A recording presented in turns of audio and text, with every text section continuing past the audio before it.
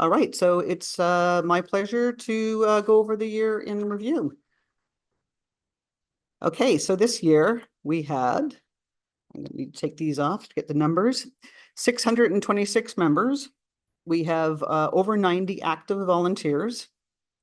We were able to sponsor 2 youths for the Ontario Nature Youth Summit.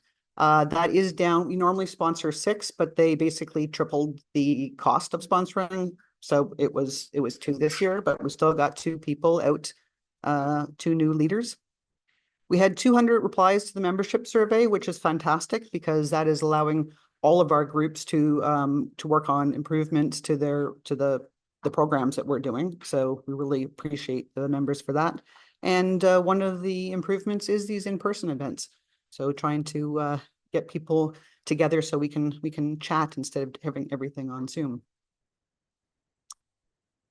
So before I get into the main stuff, let's do a couple of behind the scenes volunteers. So if you've had problems renewing, then you've probably had Corinne help you. She does our membership services stuff, and she does a fantastic job of helping people deal with PayPal issues and all of that stuff. So really, really appreciate her. I'm the communications person, so the emails that get sent out, those blasts from communications of the AGM and stuff, that's the stuff I do. Zunaid does digital. I'm sorry, I'm in your way. Zunaid does digital, which is social media and the website. And I am the volunteer coordinator. So mostly that is new volunteers coming in. Once they've come in and been onboarded properly, then they go to the group that they're in. Okay, so into our main programming, starting with walks. So these are the committee members for the walk group. We had one important change, I guess, this year is that Kathy Chung stepped away from the group in May.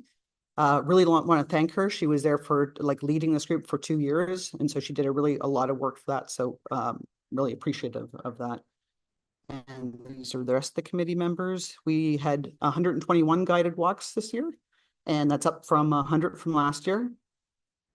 One of the things from the survey was having voice amplifiers for walks. So we have got some voice amplifiers for large walks. We had the outing leaders workshops. We can get information back from the outing leaders about how do we improve our walks and our walk, the whole process really of the walks. And from that, I created a new training course this year. So I piloted it with 10 people, and I'm going to do it again in May with a larger group.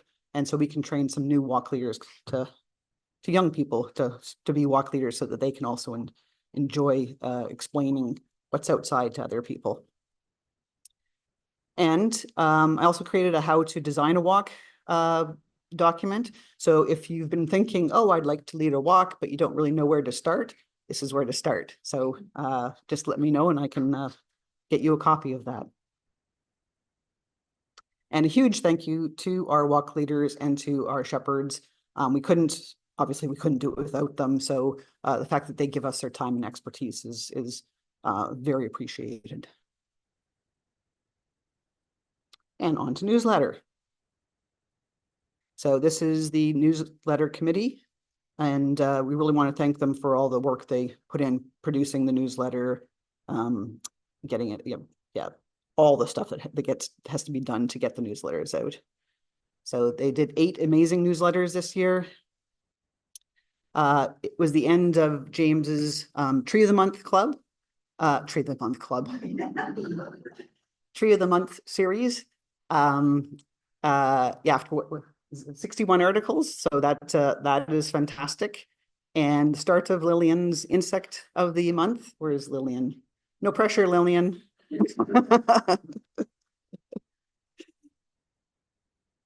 And the newsletter is one of the groups that are making changes based on the survey. So they are listening to what the members said, and one of the changes is encouraging members to put information or put content into the newsletter.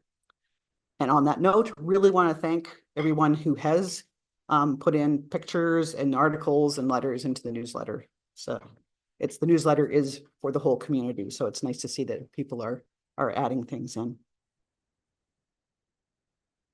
Okay, on to lectures. And I hope people got a chance to go to some of the lectures this year. Had a really good slate of lectures. So this is the lectures committee. And yeah, again, really want to thank them for all the work that they do getting the lectures up. It's not just selecting and running the lectures. There's a lot of stuff in the background to corral lecturers to get information that they need and all sorts of stuff that you don't see, but this group does it really well. So we had 8 lectures this year. There was about 400 attendees to the lectures. And then on YouTube, since we put them, if we're allowed to, we put them on YouTube, we had another 1,300 people watching them. So that's a lot of people who got this information. And yeah, and the part of what the lecture committee does is put up these recordings so that people can watch them if they can't be there on the Sunday. Okay, stewardship. Had a really busy stewardship year this year. So these are the stewardship committee members, and yeah, a very, very hardworking bunch. So within Toronto, we had our 9th year of the Cottonwood Flats monitoring project, and Anna is the person who's in charge of that. Unfortunately, plots 6 and 9 did suffer a lot of damage due to illegal raves this year. I don't know if you read the article in the newsletter about that, but the group is dealing with it and going forward. So it's not setting them back. We also continued with the community stewardship program at Cottonwood Flats and Humber. And a new thing that we did this year was, it was part of the community stewardship program, is having a plant monitoring section of it. So basically, this allowed us to have people who were not experts be able to do some plant monitoring. And why that's good is that we just don't have that many experts. So we had a protocol that allowed people who don't have that expertise still to be able to get the information that we want on what species are out there and what species are changing. So this was our first year for that. And second year of the prescribed grazing program at Brickworks, which had the goats, and everybody loves the goats.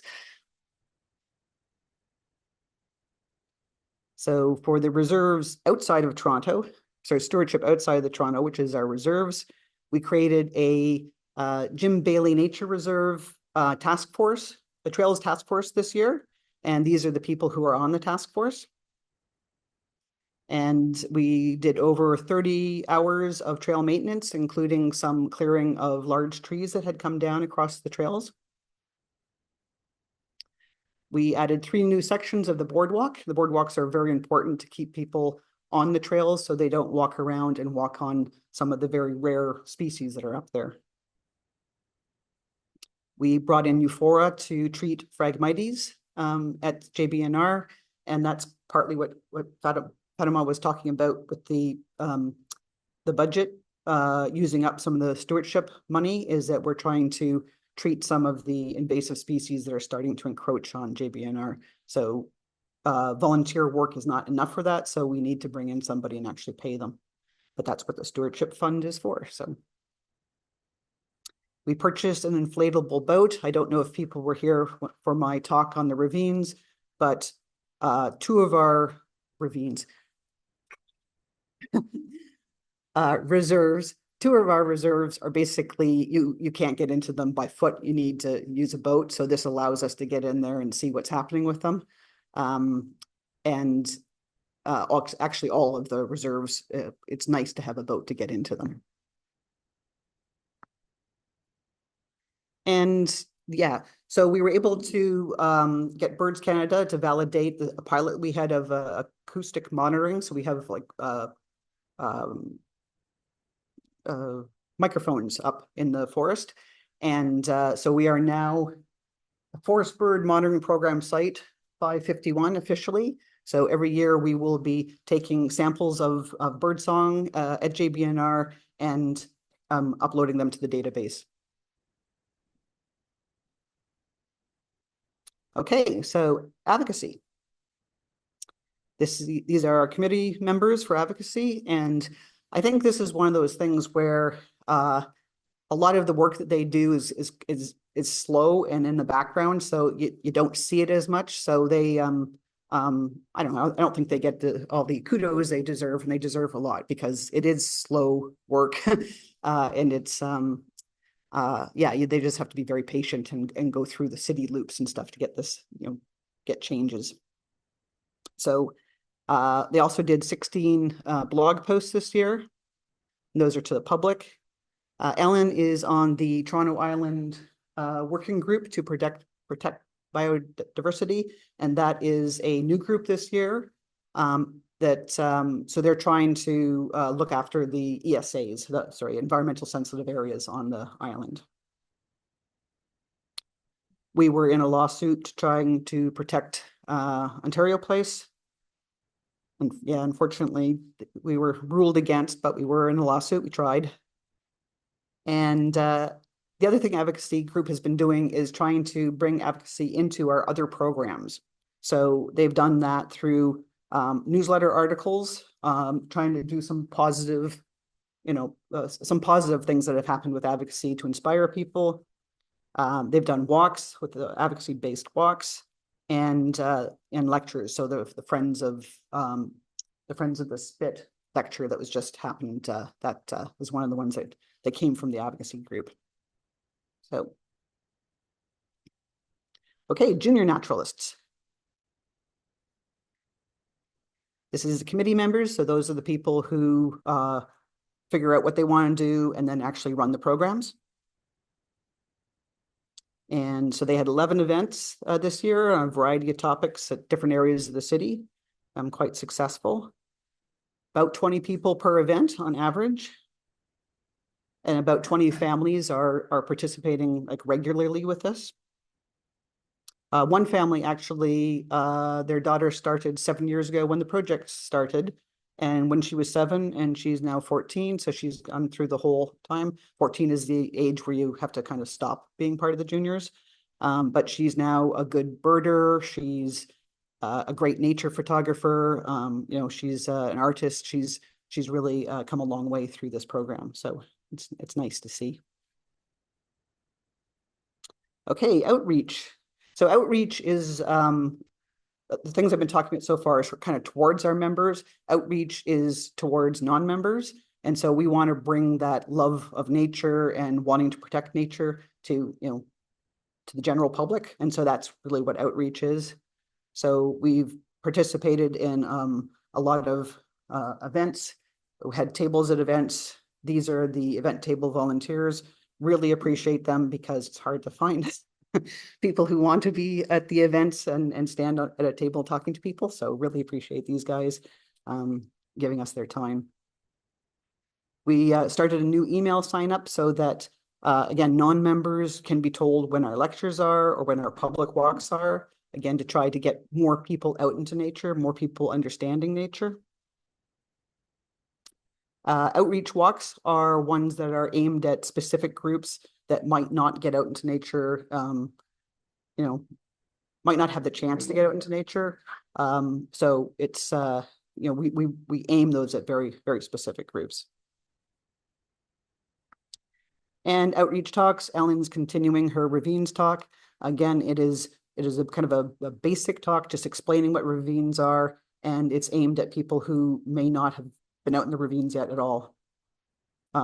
Yeah, she has lots of people showing up for that. She does that through the libraries. And we were included in the STARS Toronto the Better series as Toronto Best Walks according to experts. So that's kind of nice that they recognize the Toronto Fuel Naturalist for that. Okay, on our website, sorry. Yeah, so we updated the front page, hopefully make things a little bit easier to find. We created a new events calendar. So this calendar, I don't know if you've seen it yet, but it has all the events, but it doesn't have all the information because it's a public facing calendar. So it doesn't have the information that only members should know. But it is nice to see all the stuff that we're doing. And yeah, the Toronto Nature Now. So those are the podcasts that Paul Overy curates, and Rosemary Warden went through the backlog of those. Finished up a database of everything, and then we were able to upload it onto the computer. So now we have a searchable database. So if you want to listen to like a 15-minute podcast on nature stuff, you can search for what you want there and just listen away. And of course, there's lots of stuff in the background of the website that I'm not going to go over, but there's many things that need to be done on websites.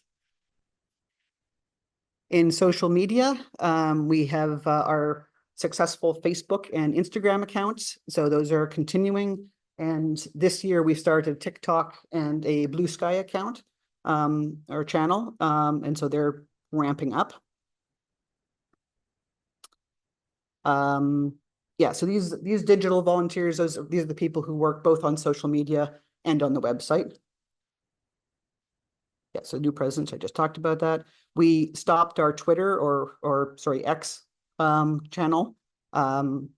I really want to thank Diane Dyson for looking after that since 2015, but it seemed like it was a good time to stop that. And so on Facebook, we have over 4,000 followers. And on Instagram, we have over 2,500 followers. The reason this is important is that these aren't necessarily our members. And again, this is a way for us to reach out to people who aren't necessarily our members and get our advocacy messages out, promote our promote our brand, but promote our love of nature, just trying to get people to understand and love nature like we do. So it's a way of reaching out to people who aren't necessarily members, who haven't completely embraced nature yet, but that might, and young people.